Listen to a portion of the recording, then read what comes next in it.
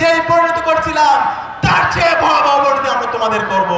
বাংলাদেশের বিভিন্ন ক্যাম্পাসগুলোতে এবং শিক্ষার্থীদের নির্বাচিত প্রতিনিধির উপর দফায় দফায় হামলা করেছে। গতকাল আমরা দেখতে পেয়েছি জগন্নাথ বিশ্ববিদ্যালয় কেন্দ্রীয় ছাত্র সংসদের ভিপিজেএস সহ নির্বাচিত প্রতিনিধির উপর ওই দলের অছাত্র সন্ত্রাসীরা বর্বরোচিত কায়দায় হামলা করেছে। হামলার পরে যখন এই শিক্ষার্থীরা চিকিৎসার জন্য হাসপাতালে যাচ্ছিল, সেই হাসপাতালেও কাপুরুষের মতো এই সন্ত্রাসীরা হামলা করেছে।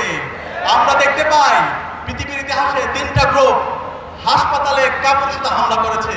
একটা হচ্ছে ইসরায়েল, 2 নম্বর হচ্ছে ছাত্রলীগ, 3 নম্বর হচ্ছে এই সন্ত্রাসী ছাত্র দল। আমরা দেখেছি 15 জুলাই ঢাকা বিশ্ববিদ্যালয়ে এই ছাত্রলীগের সন্ত্রাসীরা আমাদের ভাই বোনদেরকে মেরে রক্তাক্ত করেছিল। পরবর্তীতে যখন আমরা হাসপাতালে আমাদের ভাই বোনদেরকে নিয়ে গিয়েছিলাম, ঢাকা মেডিকেলে ইমার্জেন্সি ইউনিটে এই ছাত্রলীগের সন্ত্রাসীরা আমাদের ভাই বোনদেরকে হামলা করেছে।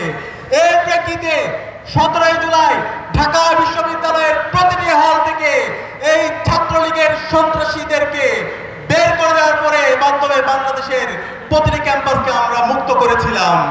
আমরা ছাত্র দলের সন্ত্রাসীদেরকে বলতে চাই, তোমরা যদি এই সন্ত্রাসের পথ অব্যাহত রাখো, ক্যাম্পাসগুলোতে যদি আবার গণরম গ্যাসরুমের কালচার ফিরে নিয়ে আসতে চাও, আমার ভাইদের উপর হামলা করো, বোনদের উপর হামলা অব্যাহত রাখো। আমরা ছাত্রলীগের যেই পরিণতি করছিলাম তার চেয়ে ভয়াবহ পরিণতি আমরা তোমাদের করব।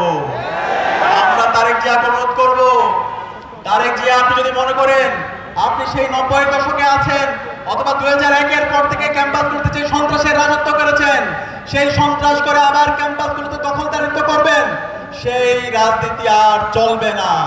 আমরা বেঁচে থাকতে আবু সাঈদের উত্তরসূরিরা, শহীদ আলী রায়হানের উত্তরসূরিরা বেঁচে থাকতে ক্যাম্পাসগুলোতে আর এই গণরম গ্যাসরুম সন্ত্রাসের রাজনীতি আমরা ফিরতে দেব না ইনশাআল্লাহ। আপনারা কি আছেন আমাদের সাথে? ইনশাআল্লাহ।